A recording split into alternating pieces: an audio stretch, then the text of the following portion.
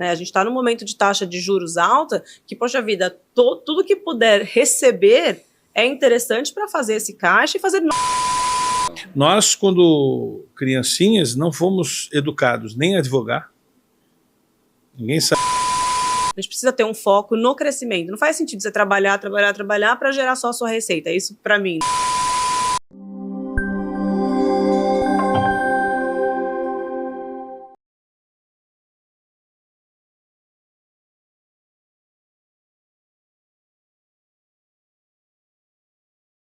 Salve, salve! Chegando aqui com o episódio 67 do nosso Antídoto, aquela dose de lucidez para repaginar o comportamento e a gestão. Olha só, chegando eu e ele, o mestre Orlando Pavani conosco. Tudo bom, Pavani? Seja bem-vindo. Como vai? Tudo bem? Privilégio estar aqui novamente, episódio 67, em novo estúdio. Agora com 3 de novo, que o primeiro episódio do novo estúdio fizemos só nós dois. Mas foi um bom bate-papo. Foi um bom bate-papo. Você é bom de papo, Pavani. Muito obrigado, querido. Você feliz. É muito, como é que se fala? É muita sola de sapato já gasto. É um indicador bom. É um indicador bom, né? Então, foi realmente aí, episódio 66, um bate-papo muito bacana. Aliás, se você não viu, né, tá lá. Tá aí no nosso canal do YouTube, né? Só você acompanhar também o episódio 66. Eu e Orlando Pavani batendo um papo aqui sobre muitos assuntos interessantes. Bom, Pavani, hoje eu tenho certeza que você vai gostar da nossa convidada. Com certeza, já gostei nos bastidores. Já gostou nos bastidores, claro. Né? A gente quase não consegue começar aqui, viu, gente? Olha só, é imperdível, não saia daí. Mas deixa eu só contextualizar aqui um pouquinho sobre a nossa convidada, né? Afinal de contas, num cenário econômico cada vez mais dinâmico e desafiador, as empresas precisam pensar além da operação do dia a dia e da geração de receita. A boa gestão de investimentos corporativos é o que garante solidez financeira, sustentabilidade e crescimento no longo prazo. Mais do que multiplicar recursos, investir com estratégia e proteger o futuro do negócio e aproveitar oportunidades de expansão aí para o seu negócio, tá certo? E para conversar sobre esse tema, temos aqui a grata satisfação e alegria de receber aqui a fundadora e a CEO da Doma Capital, escritório credenciado ao Safra Invest, a minha amiga Luciana Di Donato, ela que já está nesse ramo aí há mais de 20 anos, né, no mercado financeiro, além de ser advogada, pós-graduado em Direito Empresarial e Compliance, além de especialista em fusões e aquisições e também de mercado de capitais. Senhoras e senhores, Luciana Di Donato conosco, tudo bom, Lu? Tudo bom. Seja bem-vinda. Obrigada pelo convite, é um prazer estar aqui com vocês, parabéns pelo programa. Muito legal estar aqui novamente. Olha, prazer é todo nosso. Novamente aqui. Não, né? Porque você a primeira vez. A primeira vez. A primeira vez. Aqui é a primeira vez, né? Que seja a primeira de muitas, sim, né, com Pavani? certeza. Lu, fala um pouquinho aqui do seu currículo, eu sei que é vasto, né? Mas conta um pouquinho da sua experiência na área, Lu. Então, eu sou uma apaixonada pelo mercado financeiro, né? Comecei com 16 anos na Caixa Econômica Federal como estagiária. 16 anos? 16 anos. Pouquíssimo tempo. Há pouquíssimo tempo, né? Ela que tem 21 hoje, tá, gente? Comecei como estagiária, mas já fui direto para a parte de atendimento e ali a Caixa, numa época que estava muito focado, ainda como hoje, muito focado na parte de habitação, então conheci um pouco disso e fui me apaixonando pelo universo do mercado financeiro. Porém, eu me formei em Direito, né? Eu tinha essa vontade de ser promotora, não era nem advogada, mas durante a faculdade, mais uma vez, o mercado financeiro me pegou e eu iniciei minha carreira mesmo em bancos privados, através do HSBC.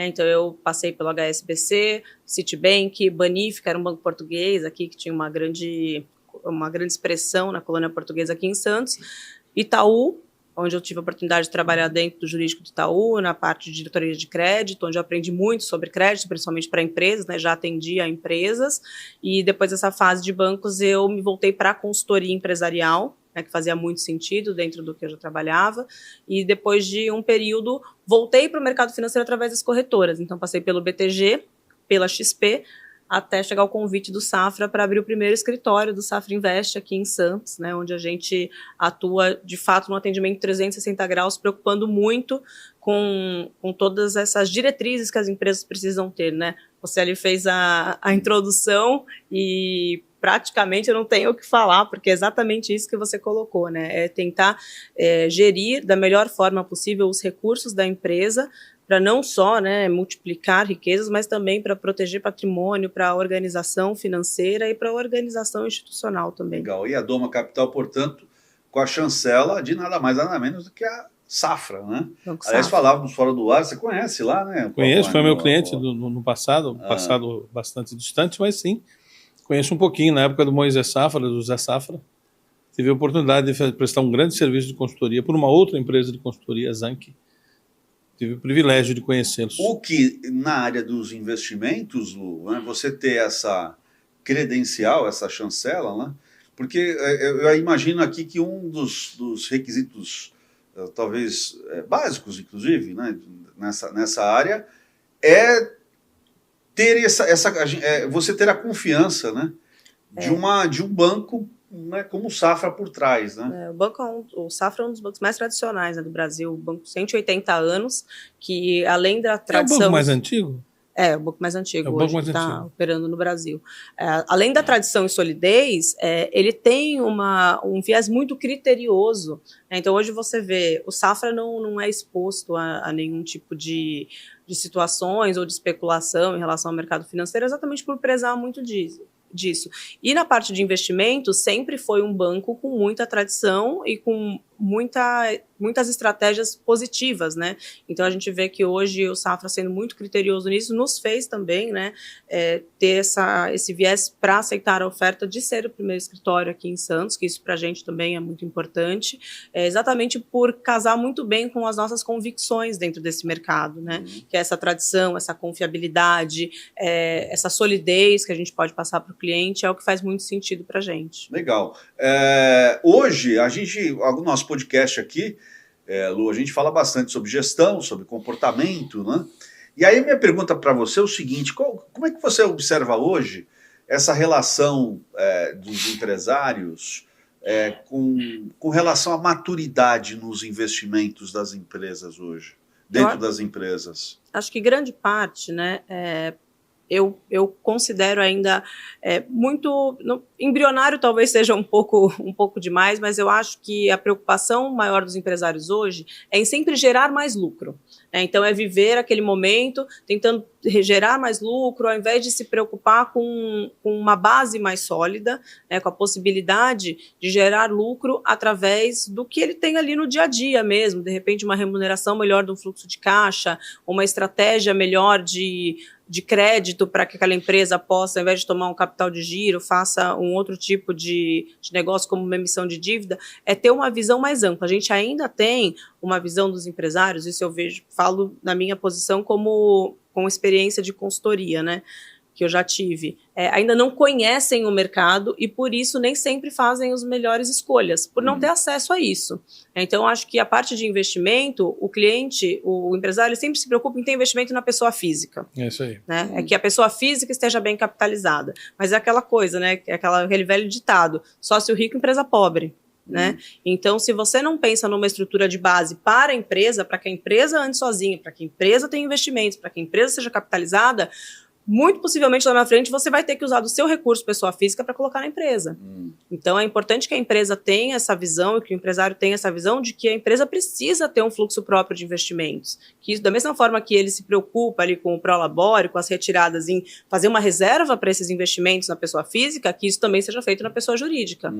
E que não faça aquela mistura muito tradicional, né, de caixas, né, da empresa é meu, enfim, isso a gente ainda tem. Não grandes companhias, claro, mas eu acho que a grande massa dos empresários, a gente vive num país, né, que é de pequenas e médias empresas, né, e setores, terceiro setor, a gente entende muito que isso é uma grande dor, ainda é uma grande dor. Pavani, estamos falando aqui de comportamento e gestão, né?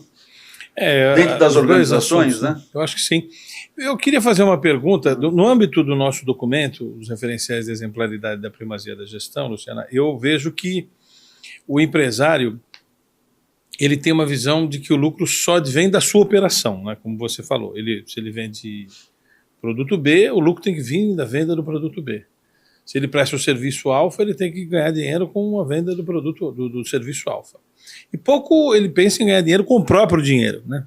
Que esteja ele armazenado no meio do jogo, né? No meio do processo, o fluxo de caixa em si. E quando a empresa começa a crescer, o primeiro cargo que advém, que aparece, é o tal do diretor financeiro, né? Quando o empresário começa a crescer um pouco, ele já precisa administrar, né, e contratar um diretor financeiro. E esse cara tem muita dificuldade de conversar com o doninho. Eu costumo brincar, chamar o doninho, pejorativamente mesmo falando, porque é um cara despreparado para pensar em outra coisa, a não ser o pastel que ele vende, a coisa que ele faz. E ele tem na maioria das vezes, o diretor financeiro, eu vejo que tem muita dificuldade para se comunicar com o empresário de fato. Porque ele entende pouco de finanças e muito menos de contabilidade, né? Como é que você vê isso? Você tem facilidade de explicar o teu trabalho para quem não é especialista? A gente depende de como a gente vai abordar, né, esse cliente ou qual é o nível de conhecimento que esse cliente tem. Não adianta eu colocar uma estruturação financeira na frente dele se ele não tem essa capacidade. E muitas vezes o diretor financeiro também é aquela pessoa que é de confiança. Pois é, não é um especialista. Não é um especialista. Pois é. Então a gente às vezes tem duas barreiras, né? Mas nesse sentido, o que eu vejo muito é que o dono da empresa, ele sabe, ele criou aquele negócio. Né? Então, ele colocou toda a energia, todo o amor, toda a dedicação, todo o know-how dele naquele negócio. E para ele, muitas vezes, ele não consegue ver que tem um entorno que faz com que aquela energia, aquela disponibilidade, às vezes ela não é remunerada corretamente, porque ele não tem eficiência dentro da empresa.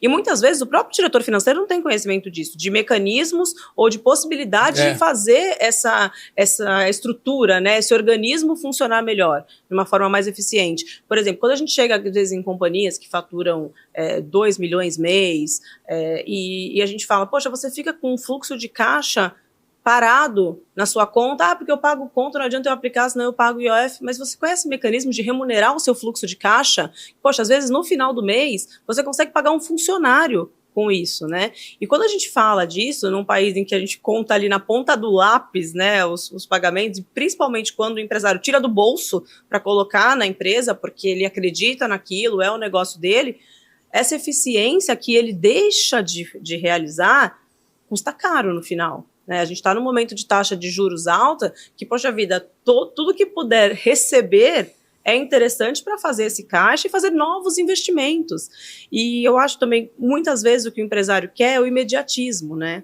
É aquela coisa de não ter a paciência de entender que um negócio ele tem um tempo de maturação. Então, e os cenários, né? Então, muitas vezes você tem que estar preparado para algumas objeções do cenário, o tempo de maturação. Então, assim, você quer aqui todo mundo assim, dá 2 meses, não deu certo, às vezes até tem uma empresa já mais conceituada, mas que lança um produto. Ah, não deu certo, vamos tirar. Não, a gente tem que maturar isso, porque já foi feito o investimento. Mas também tem que saber a hora de tirar o pé do acelerador. Então, é difícil, mas essa parte de gestão é importante que a gente consiga colocar para o empresário cada vez com mais consciência de que o mais importante é que o recurso que ele gera, que ele consiga rentabilizar. Que ele consiga fazer uma reserva e que ele use, de repente, daquele recurso para reinvestir na própria empresa, ao invés de tentar captar ou tentar onerar mais aquilo só para poder ter um volume maior ali no seu número final. Pavani, você acha que a gestão dos investimentos dentro de uma empresa, ela pode ser um diferencial competitivo? Até para a longevidade das empresas? Deixa eu colocar para explicar isso aí para você, eu preciso explicar um conceito importante que tem no nosso jeito de fazer avaliação nas organizações. Quando a gente explora uma empresa, e o nome explorar quer dizer avaliar o nível de completude que ela tem da primazia da sua gestão, a gente tem uma característica nos RPG que é o seguinte, são 1000 pontos que uma empresa pode ter. 550 pontos do que a gente chama de processos e 450 pontos que a gente chama de resultado. Então, se uma empresa tiver todos os processos bacaninha, ela terá no máximo 550 pontos, de 1.000 possíveis. Ela precisa mostrar em cada uma coisa que ela faz os seus resultados. Esse é um fundamento importante, quer dizer, não tem como uma empresa ser boa se ela só tiver uma boa prática, ela tem que ter uma boa prática e resultado. E se os resultados tiverem impacto nos ODS, ele ganha mais uma pontuaçãozinha importante. Ponto. Dito isso, a gente vai avaliar especificamente os processos financeiros, né? Então ele fala lá os processos financeiros que ele tem e tal, ele mostra pra gente como é que ele gere o recurso. E aí eu falo, quais são os resultados que você tem com esse processo aqui? E ele se refere aos resultados de vendas, por exemplo. Não, esse não vale, esse é um resultado de vendas. Eu quero um resultado seu, quer dizer, é o resultado da gestão do dinheiro, só da gestão do dinheiro. E é interessante que ele não sabe o que eu estou falando. Ele, na maioria das vezes, fala assim, mas como assim? O meu resultado é o resultado da empresa? Não, tudo bem, o resultado da empresa eu já entendi. Aquilo que eu comprei por menos, vendi por mais, isso eu tenho lucro, isso é um resultado da empresa, preponderantemente é um resultado da área comercial, da área de compras, mas isso não é um resultado especificamente do processo de finanças. Isso é um efeito colateral que cai em finanças.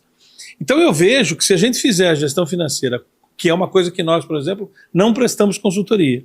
É bacana estar você aqui, porque quando a empresa fala, mas como é que faz isso? Eu só sei que tem que fazer isso, eu só não sei como. Porque a gente não presta consultoria. É o momento de eu indicá-la nessa empresa que tem essa lacuna.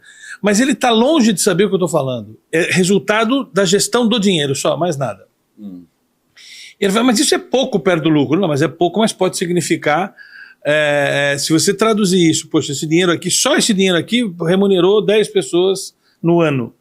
Poxa, 10 pessoas que não estariam empregadas se não fosse essa gestão. Eu costumo dizer que as empresas não têm problemas financeiros, elas têm problemas que refletem no financeiro. No financeiro, é isso aí. E um desses problemas é a falta de conhecimento, é a falta de organização. Então, assim, porque o financeiro, ele é muito claro, ele vai bem ou ele vai mal. Então, assim, se vai mal, você tem que pegar outro caminho, se vai bem, você tem que conseguir fazer com que ele vá melhor, né? Porque essa é a intenção, não é sempre ficar ali no 0 a 0. Mas, geralmente, os problemas não são no financeiro. É todo o entorno que precisa ser ajustado. Eu dou um exemplo, Luciana, que eu gosto muito de dar esse exemplo, que as pessoas não entendem. Existe uma área muito... duas áreas que brigam muito na empresa. É a área financeira e a área de vendas. Eles brigam, eles não se entendem. O cara de vendas não quer que a área financeira tenha um problema de crédito no fornecedor. O cliente que quer pagar e quer ter um crédito e a área financeira não dá esse crédito, ele fica bravo. Então eles não se entendem muito, eles são historicamente duas áreas que brigam muito. E eu sempre digo assim, se eles parassem de brigar e começassem a contribuir um com o outro, seria muito legal. Porque, por exemplo, se a área financeira não tem dinheiro para pagar, se o gestor financeiro não tem dinheiro para fazer um pagamento de um salário do mês, por exemplo, o que ele faz a priori? Ele vai a banco, certo? Quando ele poderia ir a vendas e falar assim, faz uma promoção agora, que eu preciso de 100 mil no caixa agora. É mais barato 100 mil no caixa fazendo uma promoção do que 100 mil no caixa indo a banco para capitalizar os juros disso. Mas eles não se conversam. Né? É um problema. Comunicação. Sério, é um problema de comunicação. E muitas vezes da organização, né? Porque a própria organização não permite que o financeiro faça parte dessa estruturação. Realmente são áreas apartadas que deveriam estar mais... em contrapartida, a própria vendas, por exemplo. Quando eu não tenho um problema de caixa, vendas pode funcionar como um banco. Sim. Entendeu? Ela pode falar, bom, então vamos cobrar juros. Entendi. Agora, você concorda, eu ia até te perguntar isso, Lu, sobre os principais erros hoje que as empresas cometem, né, nessa questão dos investimentos. Seria esse problema da comunicação, da falta de buscar o diálogo interno, da busca de... Enfim, ou não?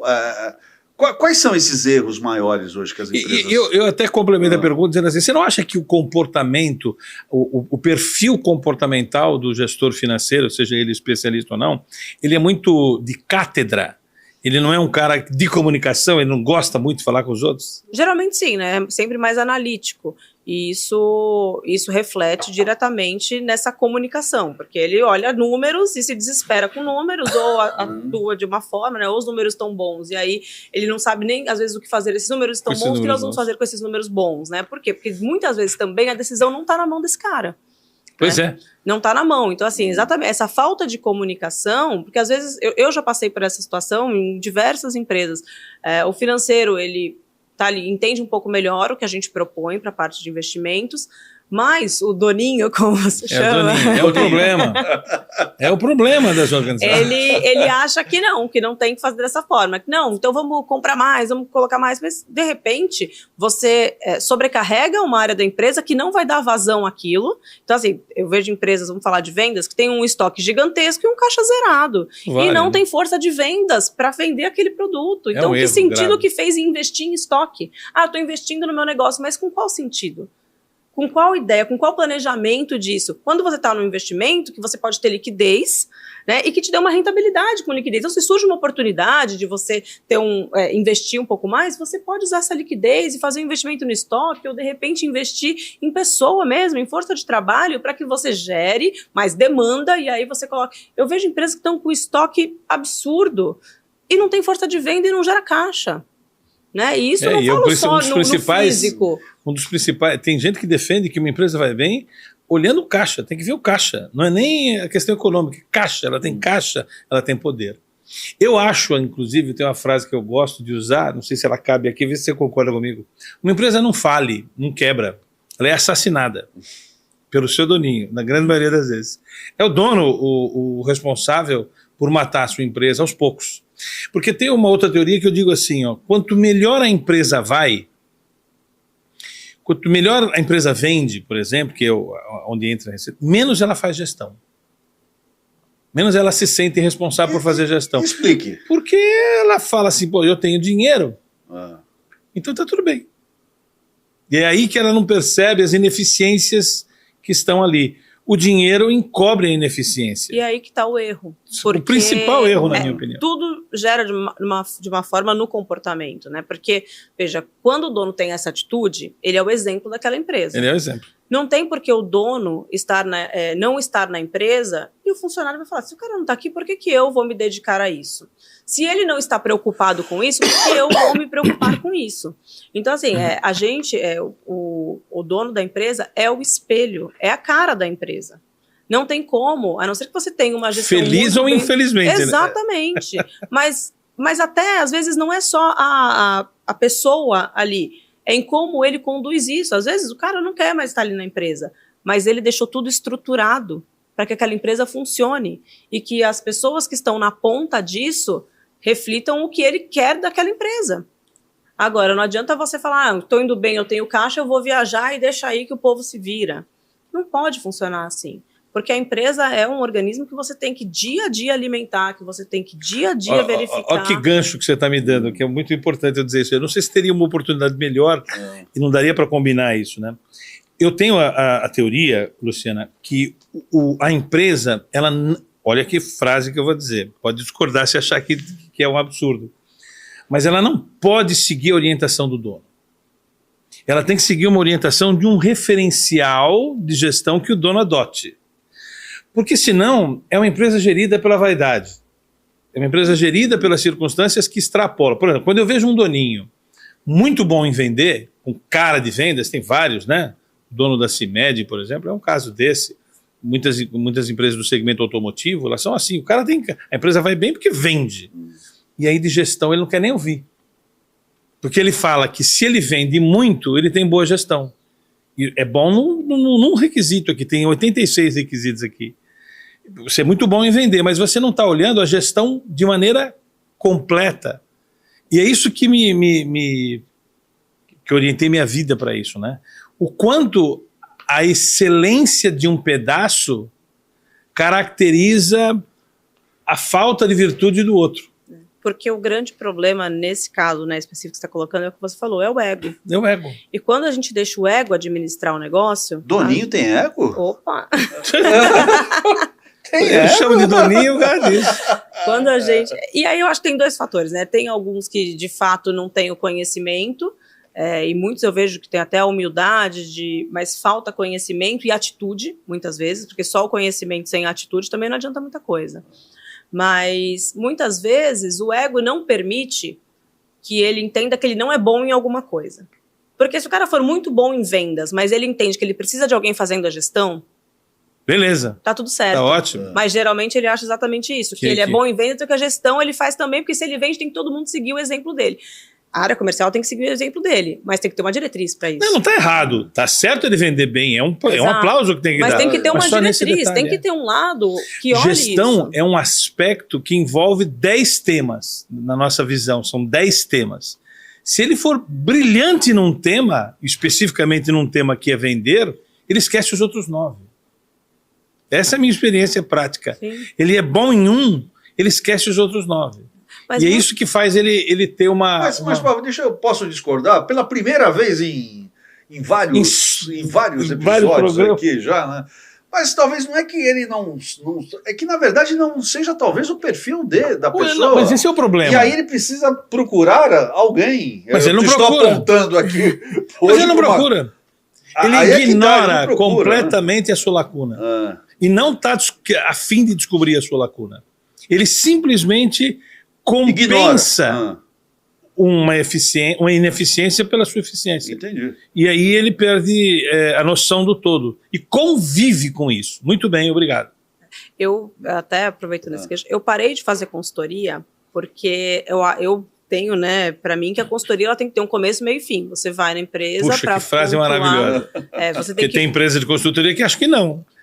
Só que aí você vira funcionário da empresa, claro, né? Vira parte do problema. Você vira funcionário. Então, assim, eu parei exatamente por isso, porque o envolvimento, ele é tão grande quando você tá já tive várias vertentes, né? Algumas que o dono falava, não, vou fazer exatamente o que você tá me falando, porque é a minha tentativa, e outros que falavam, não, vou continuar fazendo do meu jeito, você ficar aí só analisando os números e ver o que eu preciso fazer para ganhar mais.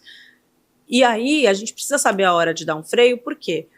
Porque muitas vezes o dono precisa fazer o que ele sabe fazer e precisa deixar a consultoria fazer o que ele não sabe. Lógico. E a consultoria não é eu fazer o que ele não sabe, é eu colocar as pessoas nas suas caixinhas. E que aqui você tem que ter uma pessoa dos 10 princípios, né? Tem que ter uma em cada caixa. E assim, a consultoria tem que ser para isso, para organizar. E muitas vezes a pessoa que está ali dentro, ela está tão envolvida nisso, que ela não consegue olhar para o lado. Não consegue. Ou ela é muito boa no que ela faz e ela continua fazendo, e às vezes sem eficiência, porque eu falo, vende, mas qual o custo disso? Eu fui presidente de um instituto, que é o Instituto de Consultores de Brasileiro, né, de organizações, um instituto que existe há muitos anos no Brasil, começou com as Big Five, e a consultoria tem 2 tipos, a consultoria solucionadora, que é que faz essa coisa, assume para mim, ela executa o trabalho, então ela não é mais consultoria, ela faz parte do problema.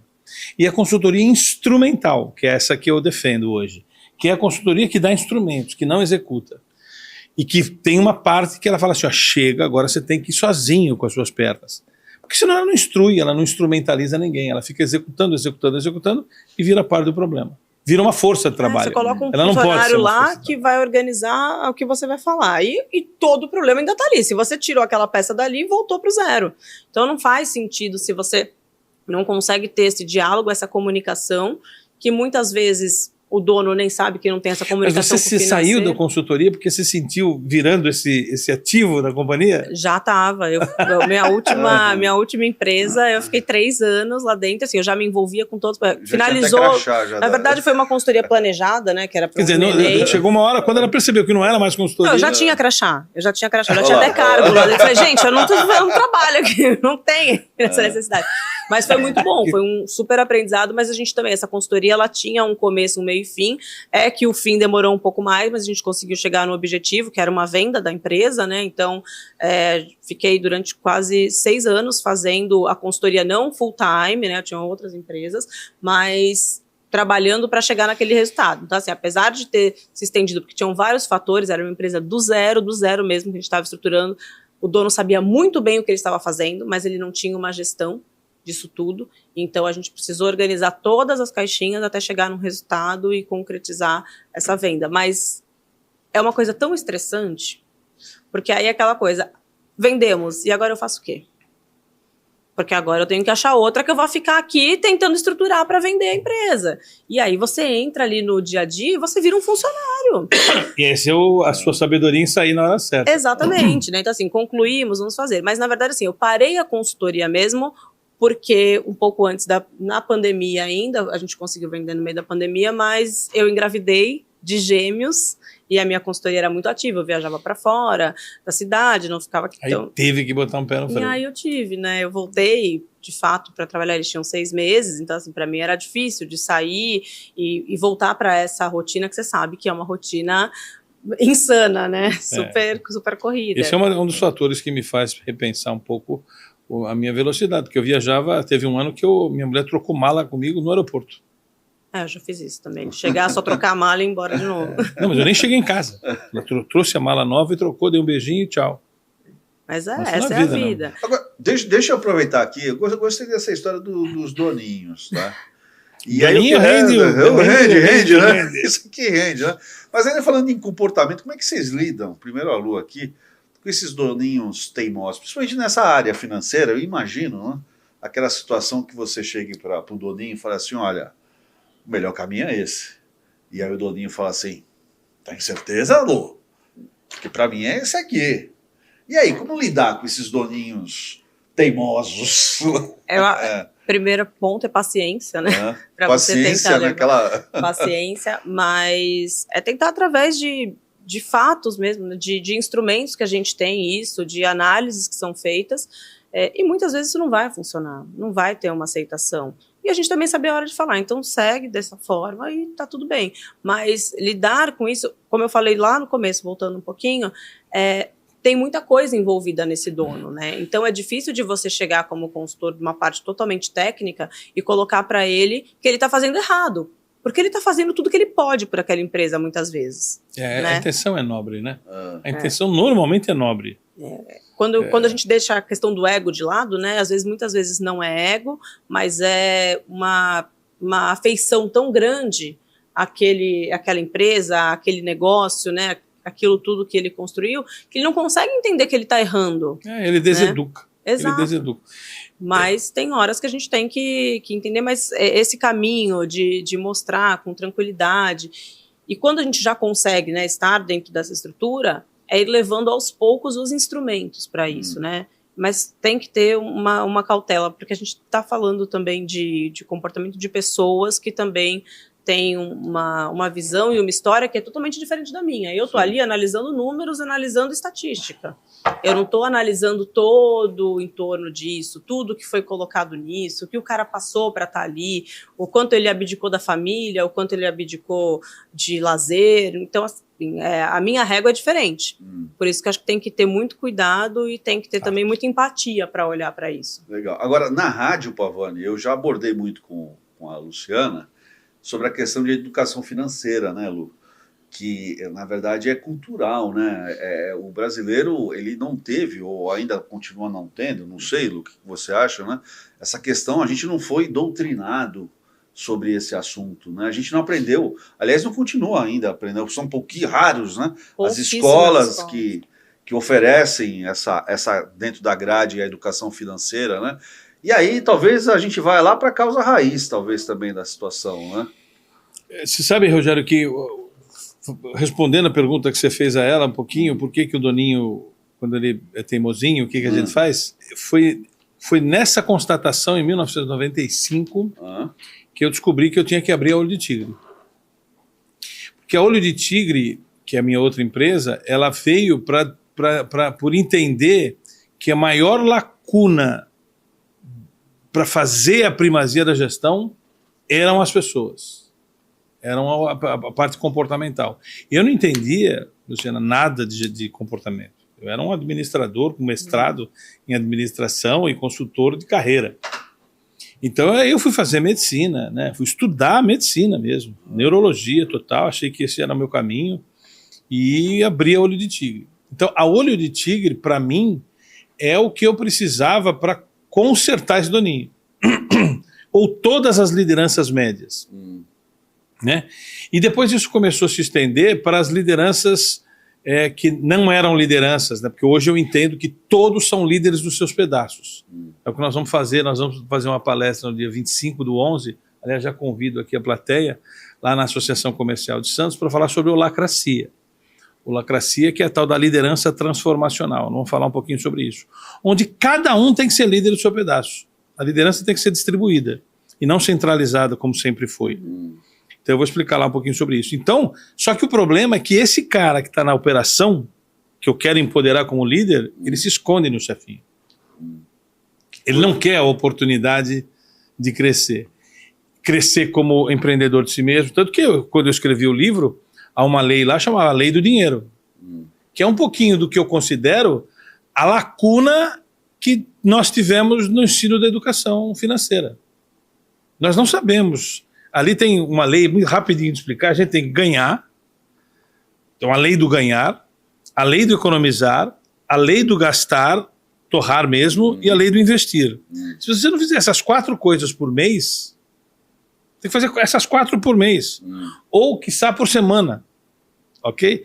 E quando eu falo isso, as pessoas falam, mas eu nunca olhei por essa ótica.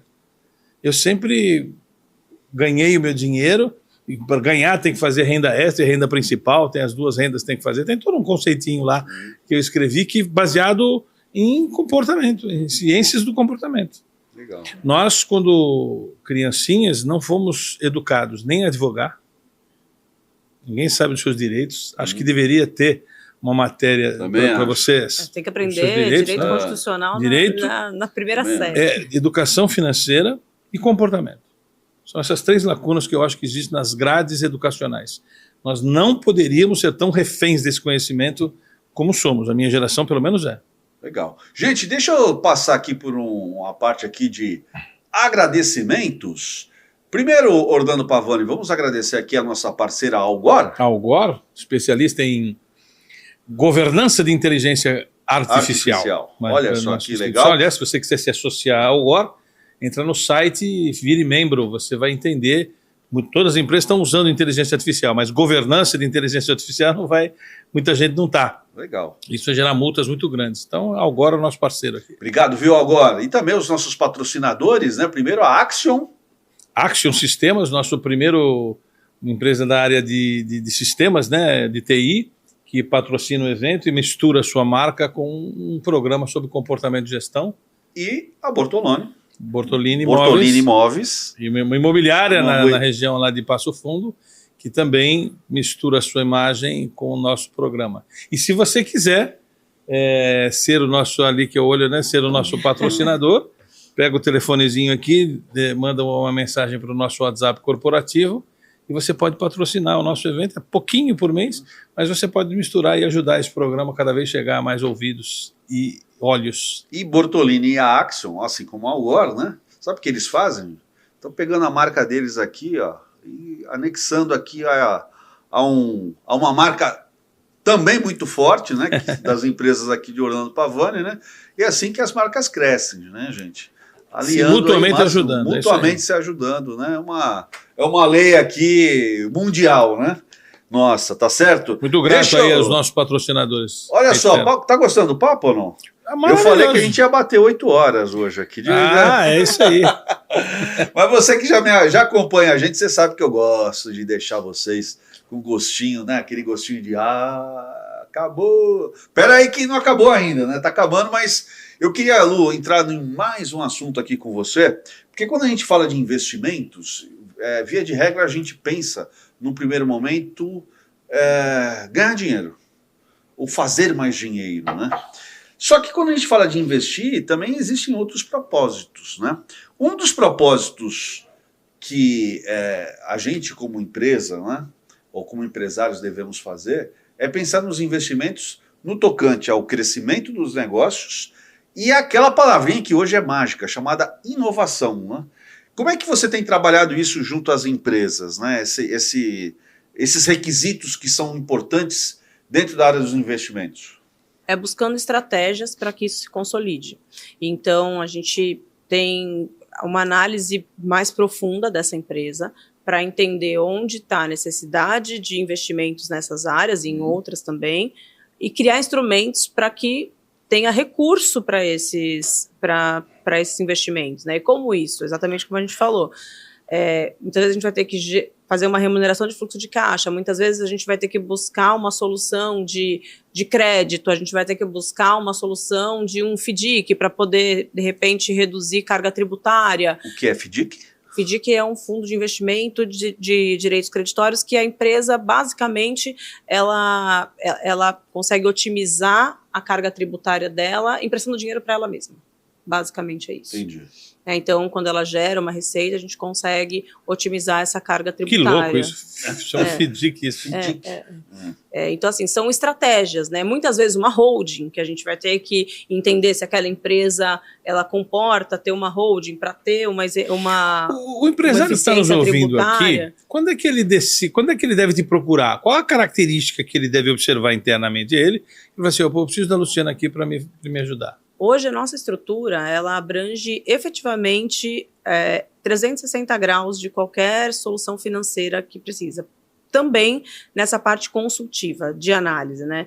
Não sou eu diretamente que faço, a gente tem um corpo de consultores, a gente tem um corpo de uma atividade que olha ali dentro da necessidade da empresa, o que de fato é necessário, até na parte de educação financeira. Então, assim, às vezes a empresa ela não sabe nem por onde começar. Pois é. A gente tem um braço de educação financeira dentro do escritório, exatamente para levar esse conhecimento. É XP para a pessoa jurídica. Não é XP. Eu sei. Eu já estava falando, porque tem uma característica, ela se classificou, todo mundo conhece, para pessoa física. Você faz isso só para pessoa jurídica. A gente atende pessoa física e pessoa jurídica. Tá? Eu tenho especialização em pessoa jurídica, eu sempre atuei na área de PJ, mas a gente tem outros assessores que também atuam como pessoa física. Por exemplo, a gente hoje tem um viés, você estava falando para o Rogério, né? A gente faz vários eventos de conscientização de educação financeira, a gente leva a informação. Isso é legal. Isso a Lu Mas dirigido ao doninho ou ao CFO? Aos dois. Aos dois? A gente não tem... O direcionamento é base.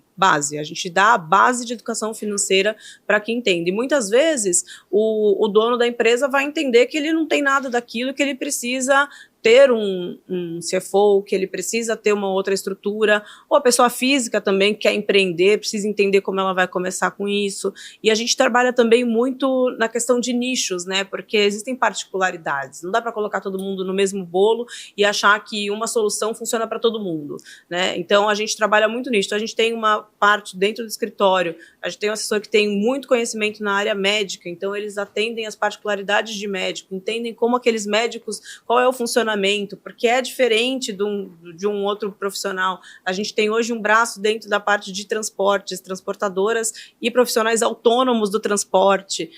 A gente hoje tem um posto de atendimento dentro de uma das maiores associações de caminhoneiros autônomos aqui da Baixada Santista. Então, a gente dá essa base de educação financeira para eles e, junto com eles, também atendendo alguns que são donos de empresa, né, que têm as suas empresas e que têm que gerir outras pessoas, né. A gente atende também, a gente tem um braço muito voltado para o mercado imobiliário, então, para levar conhecimento, principalmente na parte de soluções para os projetos, né, financiamento dos projetos imobiliários, para fugir ali do que já é tradicional, de plano empresário, de recurso governamental, enfim. Então, a gente atua muito nos nichos, porque a gente precisa entender essas particularidades. Não dá para colocar todo mundo no mesmo bolo e falar, a base da educação financeira, sim, né? A gente tem uma base. Mas quando a gente vai entrar numa empresa, a gente precisa entender as particularidades daquele nicho, a gente precisa entender aonde está faltando um direcionamento. De quaisquer tamanhos. Quaisquer tamanhos. É que, muitas vezes, a gente sabe que as empresas de portes maiores, grandes companhias, elas já têm um institucional mais determinado. Então, a gente prioritariamente atende pequenas e médias empresas, que é também o nosso foco, né? Porque muito além dessa consultoria, eu falo muito isso para o Rogério, eu falo isso para todo mundo. Eu sou de Santos, né? Eu nasci em Santos, a gente fala aqui para o Brasil inteiro, e a gente atende o Brasil inteiro, mas eu acho que a gente precisa sempre fomentar negócios para ver um crescimento das regiões, da cidade. A gente precisa ter isso. A gente precisa ter um foco no crescimento. Não faz sentido você trabalhar para gerar só a sua receita. Isso, para mim, né, é uma questão de comportamento. Para mim, não vale a pena. Eu não vejo eu fazendo negócio só para eu ganhar dinheiro. Eu preciso ver um resultado efetivo. Tem que ter um propósito E assim, nisso. a Lu tem uma coisa que é derivada daqueles profissionais que amam o que fazem, né, Pavani? Que é um braço, vamos dizer assim, social dela, né? Ela topa qualquer coisa para falar de educação financeira. Quando eu falo qualquer coisa, é aquele negócio, Lu, vamos na escola X falar para a criançada sobre educação financeira? Ela vai. Lu, vamos, sei lá, vamos desmistificar alguma coisa aqui, vamos numa entidade, vamos aqui, vamos ali e tal, ela vai, porque está no DNA. Tá no DNA dela, tá no propósito dela, né? Obrigada, Parabéns, viu? Obrigada. Parabéns e bora lá. Aliás, por falar em propósito, Lu, como é que faz, como é que a gente consegue aliar essa questão de propósito com investimento, né? Porque, assim, as empresas têm o seu core, têm os seus propósitos, têm a sua missão, visão e valores, e aí dá para fazer isso? Dá para você pegar esse propósito e aliar com a questão dos investimentos? Dá, mas é através do conhecimento, né? E da educação financeira. Você precisa entender o que você tem uma empresa para quê? Qual é o propósito dessa empresa? Tá, então a gente tem que fazer isso crescer, a gente tem que fazer isso se multiplicar. Como que a gente vai fazer isso? Então é o conhecimento que vai demonstrar isso, é a organização, é um direcionamento correto. Né? A gente fala, não tem segredo, é difícil pra caramba, né? Mas esse é o caminho. A gente entender onde a gente quer chegar e conforme a gente vai andando, subindo degrau por degrau, tomar as atitudes que aquele degrau necessita. Né? Não tem como ficar inerte só pensando ou só no caixa ou só no lado social do negócio. Tem que andar junto, mas para isso precisa ter muito claro onde quer chegar. Né? Senhoras e senhores, Luciana De Donato, aqui com a gente, episódio 67. Gostou, Orlando Pavani? Muito. Temos que conversar mais, até fora do ar aqui, para ver como é que a gente pode fazer com que esse conhecimento chegue cada vez mais. Porque é uma área que nós diagnosticamos lacunas, mas não intervimos na organização. Você é uma grande parceira aí do meu novo ecossistema aqui da região. Eu não conhecia ninguém que fazia o teu trabalho especificamente. Lu, olha, quero de antemão aqui agradecer aqui a sua participação conosco aqui no Antídoto. Essa dose, hoje com certeza tivemos aqui uma dose de lucidez, né? Repaginando aí o comportamento e a gestão da sua empresa através dos investimentos aqui que a Lu muito bem trouxe aqui para a gente. Lu, obrigado aqui pela presença aqui. Vamos fazer o seguinte, vamos deixar teus contatos aqui, teu Instagram, para as pessoas te conhecerem melhor, procurarem, tirarem dúvidas, entrarem em contato contigo. Bora lá? Eu que agradeço, Rogério. Sempre um prazer falar com você, né? Prazer, foi uma delícia. Vou deixar aqui o Instagram da Doma, Doma.capital, D-O-N-M-A, essa câmera aqui, Doma.capital. NMA. NMA. E o nosso site, que é o www.domacapital.com.br. Curiosidade jornalística, Doma. O que significa? Na verdade é o meu sobrenome, e aí a gente colocou, ia ser Dona, que meu sobrenome é Donato. Donato. Mas aí a gente colocou Doma, que é de melhor assessoria. Muito bem. Que legal.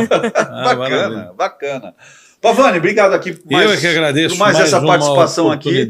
Maravilha, muito bom. Muito obrigado por ter vindo aqui. Obrigada a você. Engrandecer o nosso programa com Antídoto. São gotas de lucidez mesmo. São gotas porque tem um oceano aí de coisas para falar, né? Sim, com certeza. Né? Para as pessoas que querem te conhecer melhor aí também, Pavani, está chegando agora aqui com a gente. Por favor, vamos nos conectar pelo Instagram. @Orlando Pavani no Instagram. @Orlando Pavani no LinkedIn, @Orlando Pavani em qualquer lugar. Qualquer lugar, Orlando Pavani. Tá ou as duas empresas, Gauss ou Olho de Tigre. Embaixo aqui do episódio sempre tem as formas de entrar em contato com a gente. E só para a gente encerrar, dia 25 de novembro teremos aqui um super evento aqui na Associação Comercial. Quer fazer o convite aqui para a gente encerrar? Sim, 25 de novembro, das 18h30 em diante, vamos falar sobre holacracia, a liderança situacional no âmbito da primazia da gestão. Absolutamente sensacional, tá certo? Faça a sua inscrição, participe conosco, você que é aqui da Baixada Santista, né? Para você que não tem como também, de repente, aqui a pessoa ter acesso a esse conteúdo sobre a holacracia? Sim, nós temos cursos online, né? De tudo que a gente faz. Aliás, nós temos um curso online, chamado Curso de Doutrinas e Requisitos dos RPG. São 30 videoaulas, são os 30 primeiros episódios do programa Repaginando a Gestão, gratuito para qualquer um assistir. Basta entrar no nosso site, vai lá na aba Primazia e encontra Curso de Doutrinas e Requisitos dos RPG. E desse curso todo, são 86 requisitos que o cara vai aprender lá, né? 7 coisas a gente é especialista. Então nós temos 7 cursos de especialização. Holacracia, indicadores, processos, 7 deles estão todos lá no nosso site. Muito bem. Gente, olha, eu gostei. Não sei você, né? Mas se você gostou, deixa seu like aí e siga aqui conosco aqui todas as terças-feiras, episódios inéditos do nosso Antídoto, tá certo? Mais uma vez, muito obrigado a todos aqui que nos dão aqui essa grande audiência. Próxima terça-feira estaremos mais uma vez aqui, direto dos estúdios da Taori aqui em Santos, tá certo? Um abraço. Aliás, queremos agradecer a todos aqui, a nossa produção, a Vivi, a todos que também aqui nos dão aqui essa super estrutura. Aliás, aqui, elogia, né? Pode elogiar, a estrutura ficou melhor aqui. Aqui né, a todos aqui da Taori. Gente, obrigado aí, até a próxima, valeu! Bye, bye, um abraço, tchau, tchau.